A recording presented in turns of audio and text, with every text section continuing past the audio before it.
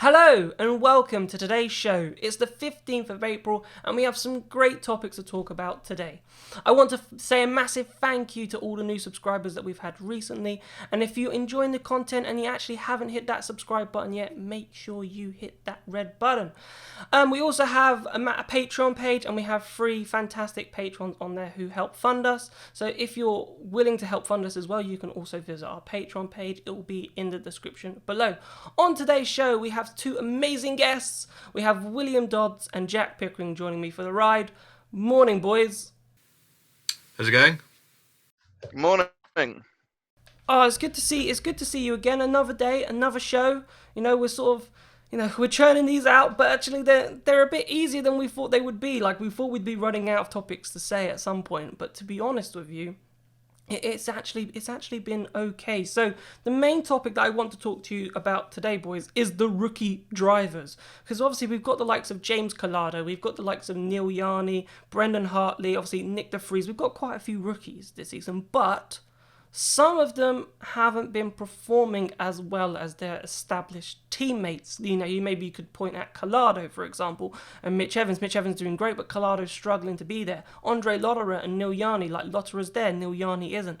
Brendan Hartley and obviously Nico Muller, both rookies. Obviously, Nico Muller has had some experience before in Formula E and testing with Audi, so maybe Brendan Hartley's not doing as bad of a job as maybe one may say. But what my question is do we think, Will, that these rookie drivers, if they aren't performing against their established teammate, do you think they'll get that season like they used to? Like, as I said, I made the reference before, it's like an NFL rookie quarterback. Like, they get that season to learn and then they're judged. Or do you think they're being judged straight away, and if they can't hack it like a Pascal Verlaine and Oliver Rowland did in season 5, then they'll be kicked out?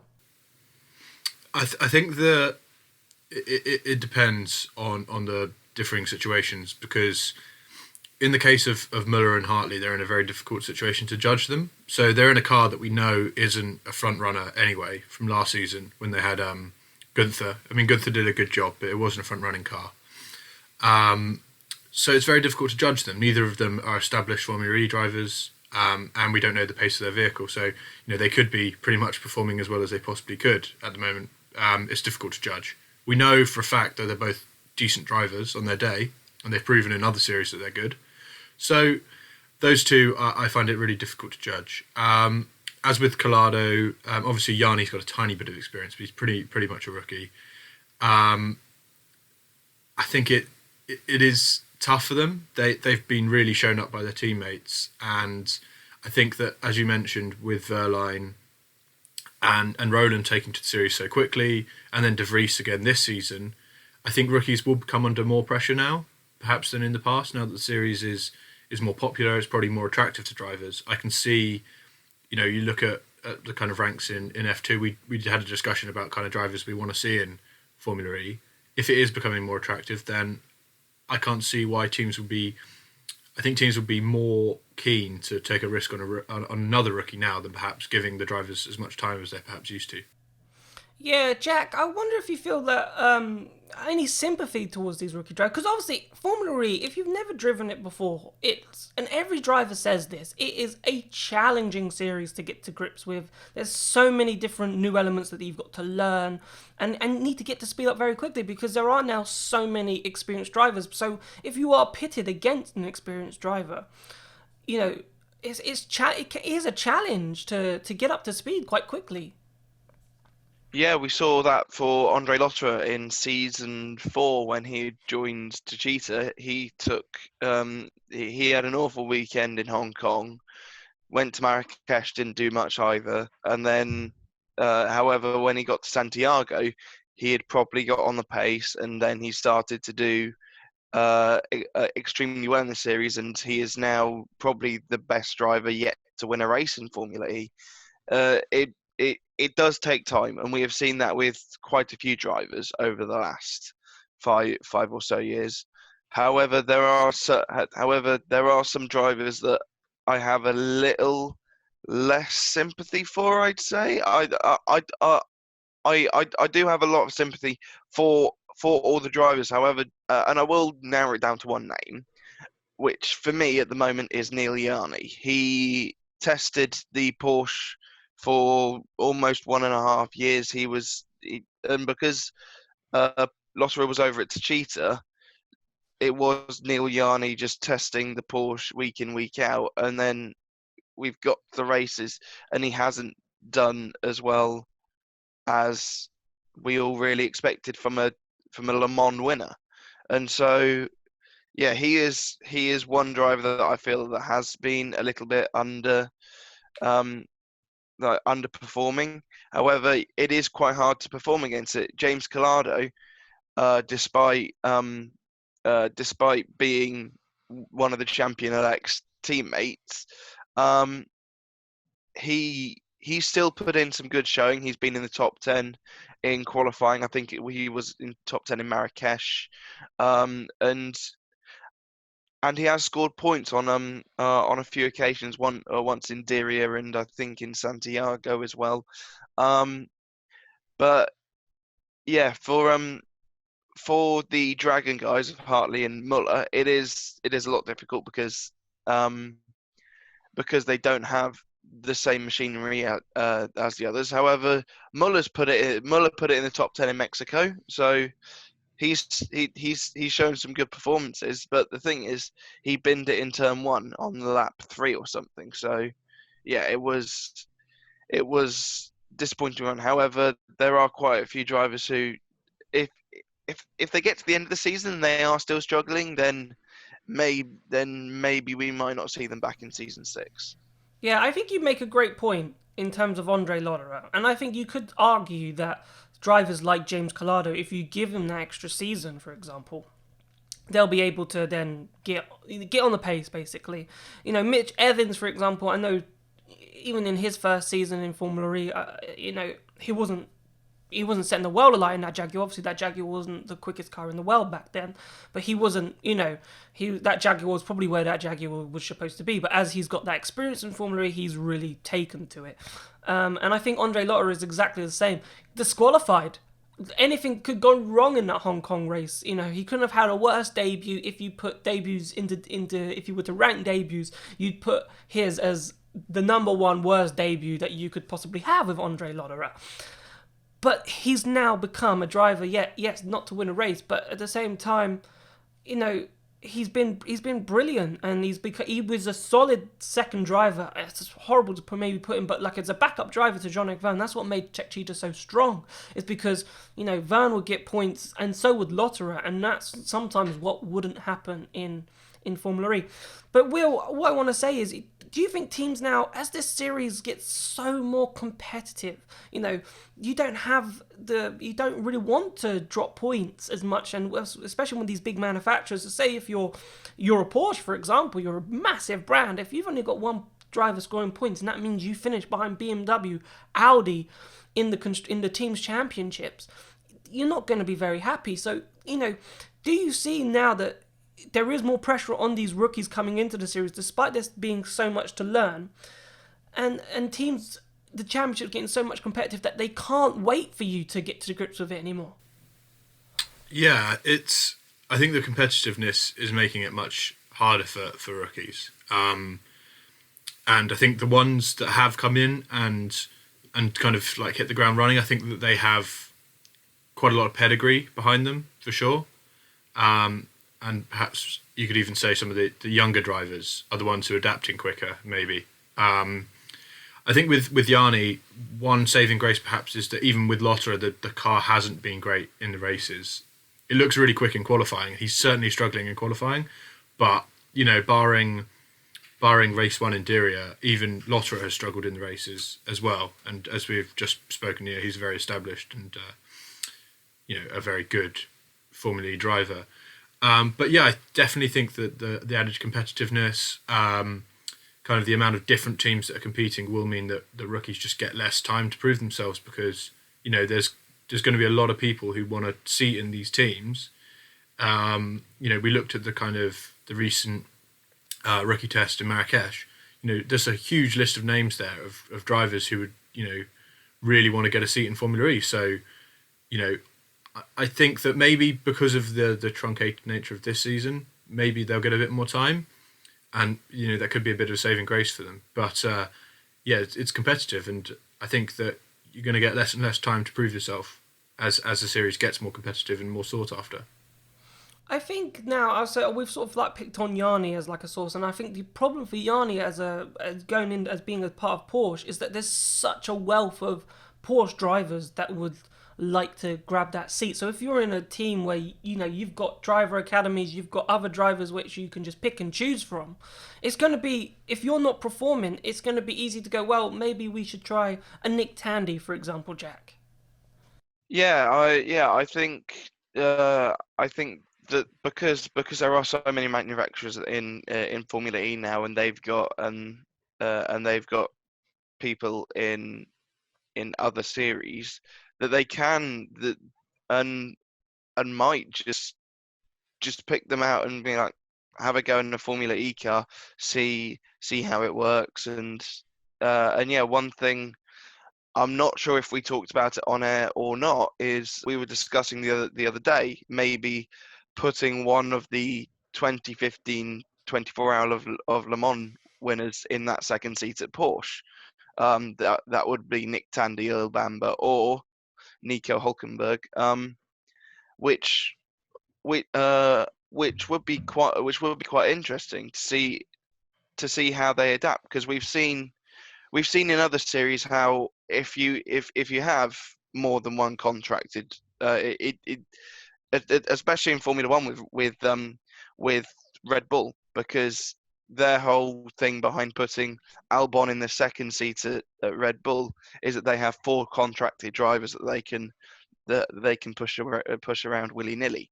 So yeah, I'm not sure whether that might be a feasible option. We saw a couple of years ago with BMW with Tom Blomqvist and Alexander Sims, and so yeah, I think it's more than a possibility. I think now the rookies of your Oliver Rowlands, your Nick De Vrieses, your Pascal Wehrleins, those drivers are making it much more difficult now for rookies who struggle to get to grips with it, because if teams will see another team that's got a rookie driver and they're hitting the ground running, they're getting podiums, they're scoring points, they're competitive with their more established teammate, they're like, we want someone like that. And if you're not doing that, I reckon the sport's going to become very cutthroat very quickly, and it's not going to be like the season 1, the season 2 era where, okay, yeah, we know it's difficult to get your head around, we'll give you another season. If you perform in that season, then great. If you don't, then bye-bye. So, and you'll see what happens. Obviously, some drivers who have been quick, who have fallen to that, Robin Freins, for example, I remember at Andretti losing out for a seat, and it happens sometimes. But I think we've pretty much covered the rookies. I think it's going to become more cutthroat now, this depending on how much more competitive this series gets onto. But the next topic that we wanted to discuss is our top 5 liveries of Formula E cars, because obviously we've had some great liveries, and obviously they're trying to make these liveries as much interesting as possible, I suppose, with these Gen 2 cars. So we decided to just have a look through, and we'll put some pictures up on the screens for obviously the viewers that probably aren't aware from the season 1 liveries, who are new fans to Formula E. But I'm going to start with my top 5 first, and it's actually a very Andretti-based top 5. There's only, I think, 3 cars actually, that are not really linked to Andretti, if I've got that right. So the first one, I'm going back to season 1, which actually isn't an Andretti car, but it's the Amlin Aguri car, which is sort of a sponsor that then went to Andretti later on, so you will hear that name again. Because they produced this stunning sort of chromish blue car, which just... For season 1, we're looking at liveries, and there was just this one car that came out of the garage at Donington, and you were like, wow, that looks like a car that you just want a massive poster on your wall, a massive picture on your wall. It just looks stunning. It actually, it was one of the cars that you instantly recognised on the screen, on the TV when you were watching the races. It had Antonio Felix da Costa in it, it had Catherine Legge as well that season. So, they had fairly good drivers. So it was, it was doing well, and obviously it won a race in Buenos Aires that season, so with Antonio Felix da Costa. So that was my number 5. My number 4, now it was a toss-up because I like Audi liveries. I do like Audi liveries. But I was the season 2 livery, I had another look at it and I was like, it had a lot of yellow, but then I looked at the season 3 and I was like, no, that's the one I like, with the green sort of side pods of Schaeffler on it, and all the writings about mobility, the yellow and the red. I really loved how that car sort of just came together. So that was my number 4. My third one, back to Amlin Andretti this time, so another car from Andretti. Again, they sort of went back to that sort of blue but white chromish look, and I really loved it. I really loved Robin Friends' car, because obviously with his yellow helmet, I don't know, it just sort of, it went really well. So for me, the MS Amlin Andretti Season 3 car was amazing. My number 2 is the BMW Andretti. Now, the BMW Andretti, when I saw it in Season 5, I was like, wow, I cannot wait for like a model car to be made of this. And actually, out of all the model cars that they've made of Formula E at this precise moment, the BMW Andretti one hasn't actually been produced or is available to buy yet, which I find amazing, because it's probably the best livery on the current grid in my opinion. It's just amazing. I love the purple, the blue, the sort of greyish black, and how it flows. It's just a stunner. It's just an absolute stunner. I absolutely love that livery. And then my favourite livery goes to Dragon, actually. Now, Dragon have actually had some decent liveries over the time. You know, I'm thinking Season 2 with their red sort of chromey. They went down the chrome route, but their Season 3 livery, their proper type that they were sort of talking about with their Faraday Future, and they did something a bit different. So the two cars weren't exactly the same. So I wasn't a big fan of D'Ambrosio, so it went from black to white in a sort of sense. So that was D'Ambrosio's car, but I really loved the opposite way round, which was Loic Duval's car, which was white going into black. That car, I just thought, wow, it just looked stunning from every angle. And yeah, that took my number 1 spot. It was close, and there's some that I've missed out, which I'm sure, boys, you'll pick up. But for me, those are my top 5. Will, do you want to explain what your top 5 were? Yeah, so for me, number 5 is again another Season 1 car. So it's the Season 1 Mahindra. I think that this is just, I like the Mahindra livery in general. I think it looks great, and there's a team that I like. But I think it's got less blue on it. It's much more just kind of like a red, white, and black car, and I just think it looks really clean. I really like the shape of the Season 1 cars as well. I think that they just look they look a bit more modern in a way now, looking back on them, and I just think it's a really clean, slick livery. It also, had Karun Chandhok in it, and I quite like Karun Chandhok as a driver and as a pundit. So that's a car which I like, and probably like the kind of first Formula E car I kind of remember really liking. Second for me is probably the current Porsche. So the first Porsche. I mean, I remember looking at this when it came out for testing ahead of Season 6, and just like, this is just a really slick looking car. It's just really nicely designed. It just looks great. It's another kind of red, black, and white one. It's I think in a way, in terms of design, it's like probably one of the best. But there's something about it which is it's a bit cold, so it's probably why it's not higher on my list. But it's just a really nice looking car, as far as I'm concerned. Number 3 is Tachita from Season 4. Obviously, this is the car that Jev won his first title in.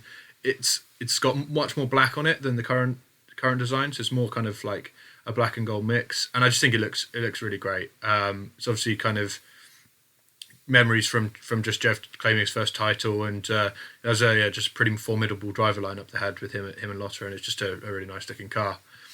And then number 2 and number 1, like Jack, I've kind of gone for the Audi and the BMW, but I've just gone for a slightly different year. So I've gone for the Season 4 Audi. It's got a little bit less colour on it, a bit more white, but I just think it again just looks a little bit less messy, and I think that's probably something that I prefer. So that's my number 2, and finally my number 1 is the current BMW Andretti.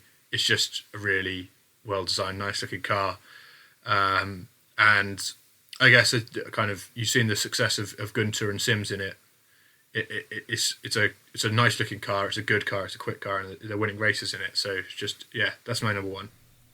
Perfect. Yeah, definitely some good shouts. It's good, and there was some that I was like, especially the season 4 Andretti, which I thought was interesting because they very similar to some cars now. They're changing the design. So Apt, I really liked Apt's over the Grassies because Apt had that little red stripe, whereas the Grassies was green. So they just like personalized it to different drivers, and the Grassies had the green wheel rims, and Apt had the red wheel rims. So I thought that was interesting. So Jack, give me your top 5.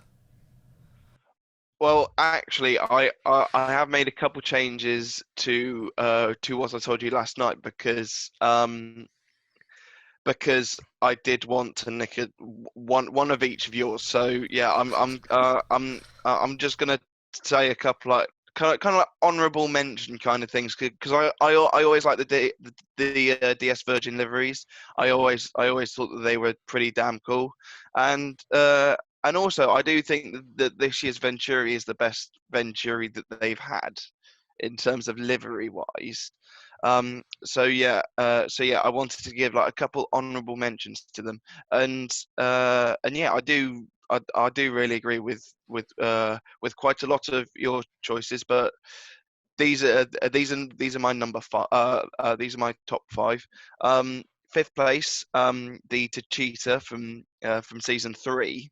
So their first Tachita's first car. I did like the season 4 car, but I think I prefer the season 3 one just a tiny bit more because I just preferred the kind of glossy gold instead of the matte gold that they had on the season 4 car. Um, my fourth place is the Nextev Team China racing car that they had from Long Beach onwards in season 1, the grey and fluorescent yellow car that Nelson Piquet won 2 races with. Because the thing is, Team China had not a great livery ahead of that race, and then they came to Long Beach. They changed up their livery. It was magnificent, and then Nelson Piquet won his first race that same day. And so yeah, I was I was a big fan of that livery, and then Nelson went on to win the title in Battersea that year.